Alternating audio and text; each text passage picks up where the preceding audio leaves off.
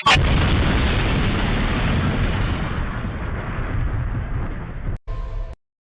Muslim nomor hadis 1162 dari Abu Qatadah Al-Ansari. An Abi Qatadah Al-Ansari radhiyallahu taala anhu qala, dari Abu Qatadah, semoga Allah memberikan ridha kepada beliau, menyampaikan, alhamdulillah, su'ilan nabiyyu sallallahu alaihi wasallam an siyami yaumi Arafah. Di riwayat lain an shaumi yaumi Arafah.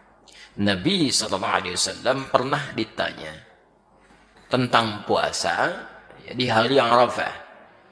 Hari Arafah itu tanggal berapa? 9. Ingat ya, Siyam Yaum Arafah. Suka agak keliru, sebagian orang mengatakan Saum Arafah.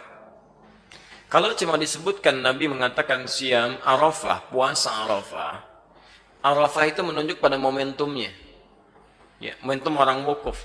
Jadi kalau bahasanya puasa Arafah, maka nggak ada penafsiran. Semua di seluruh negeri ini harus berpuasa bersamaan dengan orang wukuf.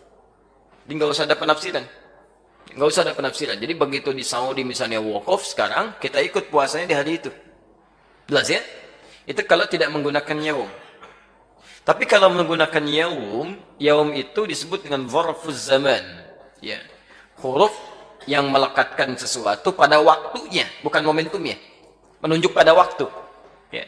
Di yaum itu menunjuk pada waktu. Maksudnya apa? Hadis ini ingin menegaskan puasa ini dilakukan bukan mengikuti momentumnya, tapi mengikuti waktunya. Ya. Waktu orang wukuf tanggal berapa? 8 apa 9? 9. Ya. Di waktu orang wukuf di tanggal 9 Dzulhijjah. Artinya kalau di satu tempat, satu daerah, satu negara sudah masuk ke tanggal 9 Dzulhijjah, sekalipun tidak sama dengan tempat orang wukuf sekarang di Saudi, maka itu sudah harus menunaikan puasanya. Jadi jatuh puasanya pada tanggalnya, bukan pada momentum wukufnya. Jelas ya? Yang harus diikutkan pada tempat tertentu. Ya, misal sekarang di Saudi.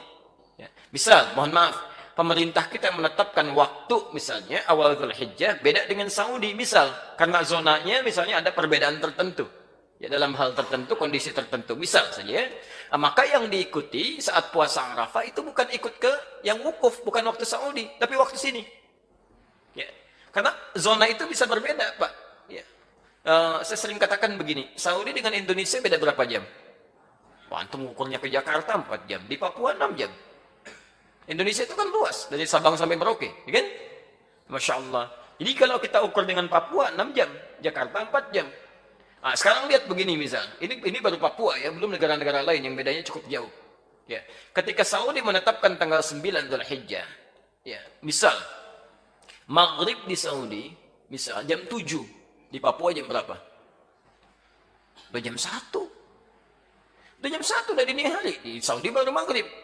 Artinya ke Saudi ketika masuk misalnya waktunya jam subuh misal saja jam 5. Jam 5 di Papua udah siang. Udah siang. Bahkan sebagian sudah beda waktu. Yang jadi persoalan misalnya kalau Saudi duluan.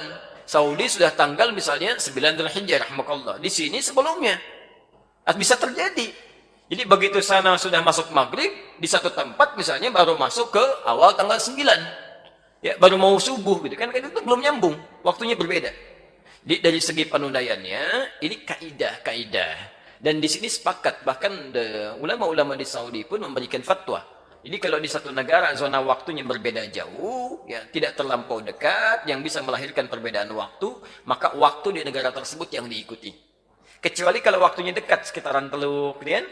UAE, Qatar, bahkan kami sampai ke Libya. Itu kalau Saudi musim haji sudah ikut waktu Saudi, ya nggak ribut-ribut lagi.